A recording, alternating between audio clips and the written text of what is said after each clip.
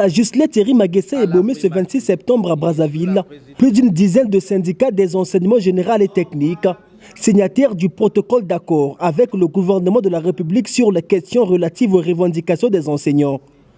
Cette rencontre a consisté de faire une évaluation à mi-parcours de la réponse que doit apporter le gouvernement aux exigences des syndicats du corps enseignant. Ce que nous avons décidé de faire ce jour-là a été fait. C'était la vulgarisation. On l'a fait ou pas, on l'a fait. Voilà. Maintenant, s'il y a de nouvelles revendications, mais on discutera. Mais sans oublier ce qu'ensemble nous avons retenu, que le reste des effets financiers ne viendra qu'avec l'embellie financière nationale. Personne ne peut se dédire ici entre vous et nous.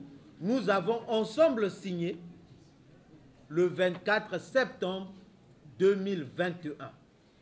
Des revendications, les syndicats avaient réclamé aussi la levée du verrou sur l'âge de recrutement à la fonction publique qui était arrêté à 45 ans. Là aussi, le ministre affirme que la situation a bien évolué. Avec la prorogation de l'âge de la retraite qui passe de 60 à 65 ans, il est clair qu'une solution sera trouvée à cette catégorie d'enseignants qui attend le recrutement à la fonction publique. Je crois que la situation des plus de 45 ans ne peut plus faire débat. Montrant la bonne foi du gouvernement dans le traitement progressif des réclamations du corps enseignant, Ghislain Thierry Maguessé Ebomé pense que les préavis de grève lancés par la CEDEP, l'une des centrales syndicales et absente à cette rencontre, n'a pas sa raison d'être.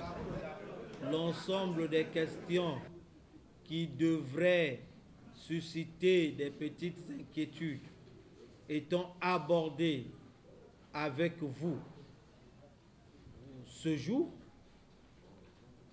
ce qui reste à faire et ce que je vous demande, c'est de faire le compte rendu à vos différents syndiqués avant la rentrée de classe du 3 octobre 2022-2023.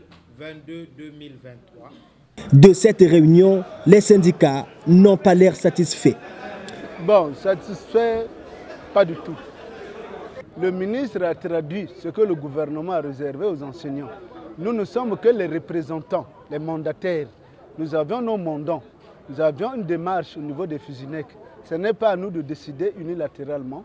Nous allons organiser donc une assemblée générale. Nous allons rendre compte s'ils sont d'accord avec ce que le ministre vient de nous dire. Tous on ira à l'école. Maintenant, s'ils ne seront pas d'accord à ce moment-là, ça va susciter le doute. Que la base décide de la suite, les syndicats restent attentifs sur l'évolution de la situation et une grève générale est en suspens en cas de non-satisfaction.